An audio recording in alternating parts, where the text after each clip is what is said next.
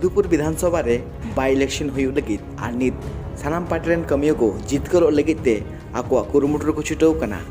तिहिं मधुपुर विधानसभा रे जितकर लगित ते बीजेपी पार्टी मिदुन थे कना नवा मिदुन सेटर को थे कना बीजेपी पार्टी रेन अडिगान गखड़ियो नेता को साउते आरो सेटर थे कना बीजेपी रेन नेता बाबलुराम मारांडी ओना मिदुन तलाते लई किदाय जेएमएम पार्टी जेलका तामाड़ विधानसभा रे को हराव कदिया उनका के नवा बाई इलेक्शन रे मधुपुर खना हो बाई जीत कर दड़िया कि जिस प्रकार से शिबू सोरेन को तमाड़ की जनता ने मुख्यमंत्री रहते उनको वहां से भगा दिया था, उसी प्रकार से इस मधुपुर के विधानसभा के चुनाव में 17 तारीख को इतनी वोट डालना